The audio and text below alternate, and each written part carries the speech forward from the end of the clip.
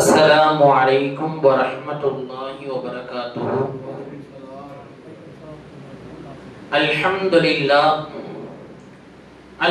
لله على ما أنعم وعلم من البيان ما لم نعلم، والصلاة والسلام على خير من نطق بالصواب وأفضل من أوتي الحكمة وفصل الخطاب، وآله الأطهار وأصحابه الأخيار. أما بعد، فقد قال الله تعالى في القرآن العظيم والفرقان المجيد بعد أعوذ بالله من الشيطان الرجيم بفضل بسم الله الرحمن الرحيم وللآخرة خير لك من الأولى.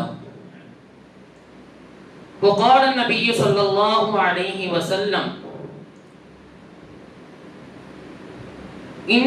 إن الله جعلني عبدا كريما ولم يجعلني جبارا عنيدا. صدق الله العلي العظيم وصدق رسوله النبي الكريم ونحن على ذلك من الشاهدين والشاكرين والحمد لله رب العالمين.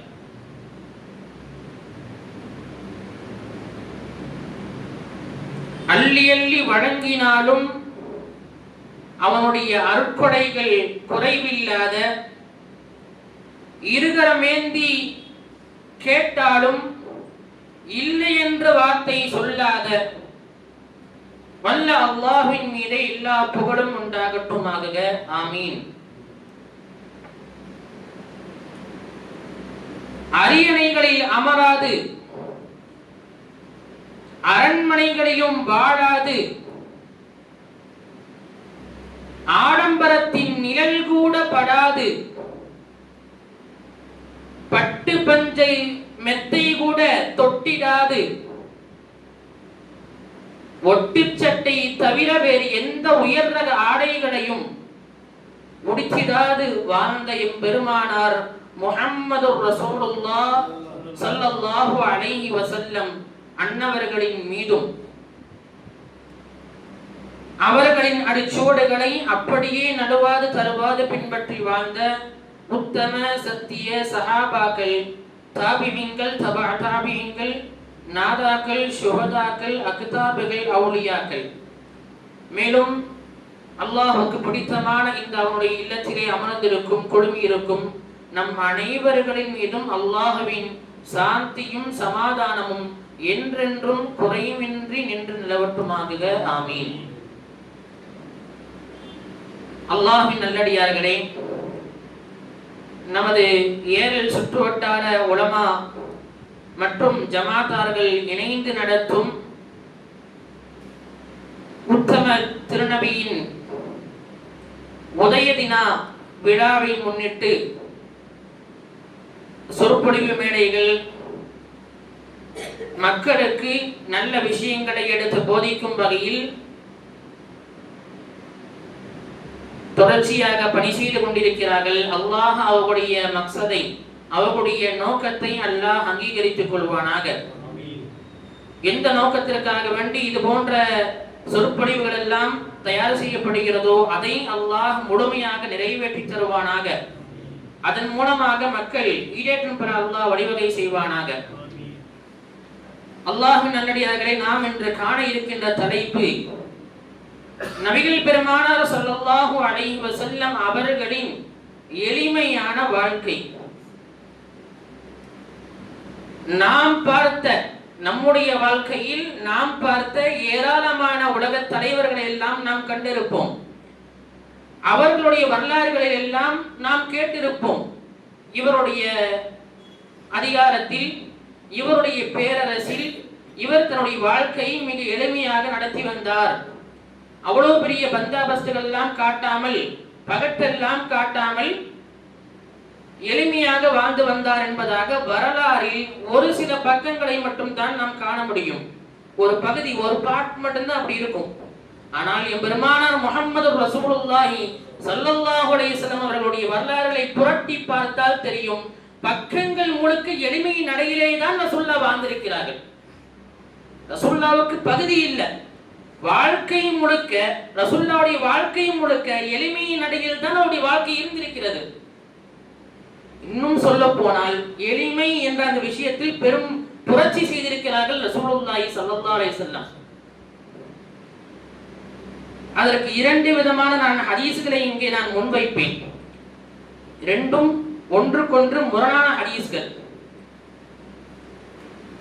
ஹஜ்ரத் இப்னு Abbas ரலியல்லாஹு ரசூலுல்லாஹி பற்றி சொல்கிற பொழுது ரசூலுல்லாஹி ஸல்லல்லாஹு அலைஹி வஸல்லம் அவர்கள் எந்த அளவிற்கு கொடைத்தன்மை வாய்ந்தவர்கள், எவ்வளவு அள்ளி அள்ளி வழங்குபவர்கள் என்று சொன்னால், அஜ்வது பில் கைரி மினர் ரீஹில் முர்சலா, வேகமாக அடிக்கக்கூடிய காற்றை விட மிக அதிகம் கொடைத்தன்மை வாய்ந்தவர்கள், அள்ளி அள்ளி இறைப்பாங்க ரசூலுல்லாஹ் என்று இப்னு அப்பாஸ் ரலியல்லாஹு கூறுகிறார்கள். இது புகாரியில் பதிவு செய்யப்படுகிறது.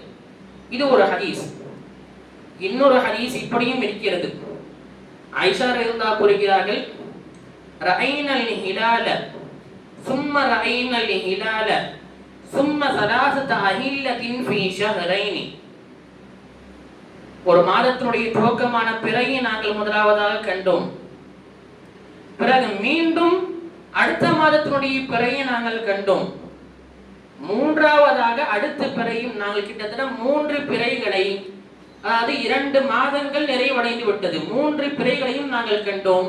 ஆனால் எங்கள் வீட்டில் இந்த 2 மாதங்கள் முழுக்க நெருப்பு பற்ற வைக்கப்படவில்லை, அடுப்பு எரியவில்லை என்பதாக ஆயிஷா ரலியல்லாஹு தஆலா அன்ஹா தன் வீட்டினுடைய நிலையை தன் தோழர்களுக்கு ஆயிஷா ரலியல்லாஹு சொல்லி காட்டினார்கள். அப்போ இங்க நாம் பார்க்கணும், ரெண்டும் நேர் முரணான ஹதீஸ்கள். அதாவது ஒரு ஹதீஸில் இப்னு அப்பாஸ் ரலியல்லாஹு சொல்லக்கூடிய கருத்து என்ன, ரசூலுல்லாஹ் அள்ளி இறைத்து கொடைத்தன்மையை கொடுத்தார்கள் என்றால் எந்த அளவிற்கு வேகமான காற்றை விட ரசூலுல்லாஹ் கொடுத்து உதவுவார்கள், மிகப்பெரிய கொடையாளி என்பதாக கூறுகிறார்கள். இந்த பக்கம் பார்த்தால் வீட்டினுடைய ஹாலத் என்ன, ஆயிஷா ரலியல்லாஹு சொல்றாங்க 2 மாதங்கள் முழுக்க எங்கள் வீட்டில் அடுப்பு எரியவில்லை. இதுலதான் ரசூலுல்லாஹ்வுடைய எளிமையான நடை என்பது நமக்கு புரிய வருகிறது. மற்ற உலக தலைவர்கள் எல்லாம் அவர்கள் வாழ்க்கையில் சில பகுதிகள் வேண்டுமானாலும் எளிமையாக வாழ்ந்திருக்கலாம், அதற்கு சில பின்னணி காரணிகளும் இருக்கலாம். வீட்டினுடைய வறுமையின் காரணமாக அல்லது தான் எதற்கு சேகரிக்க வேண்டுமோ அப்படிப்பட்ட குடும்பத்தை இழந்திருப்பார்கள். இப்படி பல பின் காரணிகள் எல்லாம் இருக்கலாம். ஆனால் ரசூலுல்லாஹ்வுக்கு ஒன்றுமே இல்லை, உலக பற்றின்மை ஒன்று மட்டும்தான். ரசூலுல்லாஹ்வுக்கு உலகத்தின் மீது பேராசை என்பது இல்லை. அல்லாஹ் உலகத்தை ரசூலுல்லாஹ்வின் காலடிக்கு அல்லாஹ் கொட்டி கொடுத்தானே தவிர ரசூலுல்லாஹ்வுக்கு கடுகளவு கூட துன்யாவின் மீது உண்டான தேவை என்பது இல்லை. இன்னும் சொல்ல போனால் இப்படியே கூறுவார்கள், ரசூலுல்லாஹ்வுடைய எளிமையான வாழ்க்கையை பற்றி வர்ணிக்கிற பொழுது இப்படி கூறுவார்கள், ரசூலுல்லாஹ் வறுமை வாட்டியதால் எளிமையான வாழ்க்கையில் ரசூலுல்லாஹ் வாழவில்லை, வறுமை ஒன்னும் வாட்டினதுனால வேற வழி இல்லை, எப்படிதான் வாழ்றதுன்னு தெரியாம திக்கற்ற நிலையில் ரசூலுல்லாஹ் எளிமையான வாழ்க்கையில வாழ, மாறாக எளிமையான வாழ்க்கையை தான் வாழ வேண்டும் என்பதாக தேர்ந்தெடுத்து கொண்டதால் வறுமையில் அவர்கள் இருந்தார்கள். அடுத்து வித்தியாசம் இருக்கு. அதுவாக உண்டாகிறது ஒன்று இருக்கு, நாமளா தேர்ந்தெடுக்கிறது ஒன்று இருக்கு. ரசூலுல்லாஹ் அப்படித்தான் எளிமையான வாழ்க்கையை தேர்ந்தெடுத்து அதில் வாழ்ந்தார்கள் ரசூலுல்லாஹ். அதற்கு சான்றாக ஒரு ஹதீஸ், ஆயிஷா ரலியல்லாஹு ஒரு முறை ரசூலுல்லாஹ் கூப்பிட்டு ரொம்ப சந்தோஷமா ரசூலுல்லாஹ் ஆனந்தமா சொல்லி காட்டினாங்க ஒரு வாசகம், லவ் ஷி'து லஸாரத் மஇய ஜிபாலு ذهب. யா ஆயிஷா, லவ் ஷி'து நான் மட்டும் நாடி இருந்தேன் என்று சொன்னால், லஸாரத் மஇய ஜிபாலு ذهب என்னோடு தங்கத்தாலான மலை என்னோடு வந்திருக்கும். நான் அழைத்திருந்தால் எனக்கு தங்கத்தாலான மலை எனக்கு கிடைக்கப்பட்டிருக்கும். ஆனால் நான் அப்படி செய்யவில்லை என்பதாக அடுத்த செய்தியை ரசூலுல்லாஹ் சொல்றாங்க. என்னிடத்தில் ஜிப்ரீல் அலைஹிஸ்ஸலாம் வந்தார்கள், வானவர் மலக்குகளின் தலைவரான ஜிப்ரீல் அலைஹிஸ்ஸலாம் வந்தார்கள். வந்து என்னிடத்தில் இப்படி கூறினார்கள், நாயகமே அல்லாஹ் உங்களுக்கு சலாம் சொல்லிவிட்டான் என்று சொல்லிவிட்டு அடுத்த செய்தியை சொல்றாங்க. என்ன செய்தி? நபிகள் நாயகமே, எங்கள் ரசூலே, இன் ஷி'த நபியன் மலிகன் வ இன் ஷி'த நபியன் அபதன். யா ரசூலல்லாஹ், நீங்கள் விரும்பினால் பேரரசராகிய பேரரசராக நீங்கள் நபியாக இந்த உலகத்தில் நீங்கள் வாழலாம், அல்லது நீங்கள் விரும்பினால் ஒரு எளிமையான மனிதரை போன்று ஒரு அடியானாக நபியாக நீங்கள் வாழலாம். யார் சொல்ல நீங்க எதை தேர்ந்தெடுக்கிறீங்க என்பதாக ஜிப்ரீல் அலைஹிஸ்ஸலாம் கேட்டார்கள். ரசூலுல்லாஹ் உடனடியாக சொன்ன பதில், நபியன் அபுதா, நான் சக அடியாரை போல ஒரு நபியாகவே நான் வாழ்ந்து கொள்கிறேன் என்பதாக ரசூலுல்லாஹ் தேர்ந்தெடுத்து அபுதியத்தை நிரூபித்தார்கள். அபுதியத் என்று சொன்னாலே அல்லாஹ்வுக்கு அடிபணிதல், சரணடைந்து விடுதல். அப்ப அந்த தன்மை எவரிடத்தில் துளிர்விட்டு எழுகிறதோ அவர்தான் தன் வாழ்க்கை முழுக்க எளிமையான வாழ்க்கையில் வாழ முடியும். இப்ப ரசூலுல்லாஹ் வாண்டடா ஒன்னு ரசூலுல்லா எளிமையான வாழ்க்கைக்கு தள்ளப்படாத ரசூலுல்லாஹ் தேர்ந்தெடுத்து அந்த வாழ்க்கையில் வாழ்ந்தார்கள் ரசூலுல்லாஹ். புர்தா ஷரீஃபில் அன்னல் பூஸரி ரஹ்மத்துல்லாஹி அலைஹி மிக அழகாக இப்படி கூறுவார்கள், وراودته الجبال الشم من ذهب عن نفسه فأراها أيما شمم وراودته الجبال جبال الشم من ذهب. நாயகமே ரசூலே, உங்களை தங்கத்தாலான பெரும் அலைகளும் உங்களை அடைய கவர்ந்தது, உங்களை இழுத்துக் கொண்டது. ஆனால் நீங்கள் என்ன செய்தீர்கள்? அதை விட்டு ஒதுக்கி விட்டு, எனக்கு நீ வேண்டாம் என்பதாக ஒதுக்கி விட்டு தன்னடக்கத்தை எல்லாம் அங்க நீங்கள் காண்பித்தீர்கள் என்பதாக அண்ணல் பூஸரி ரஹ்மத்துல்லாஹி அலைஹி அவர்கள் வடித்து கூறுவார்கள். ரசூலுல்லாஹ்வுக்கு மலையளவு அல்லாஹ் கொடுத்தான், செல்வங்களை கொட்டி கொடுத்தான். ரசூலுல்லாஹ் கனப்பொழுது கூட ரசூலுல்லாஹ் உடைய பார்வை சட்டளவு கூட அந்த பக்கம் திரும்பல ரசூலுல்லாஹ். அதை விட்டு தன்னடக்கத்தை தான் அங்கே விரும்பினார்கள், ரசூலுல்லாஹ் வெளிப்படுத்தினார்கள்.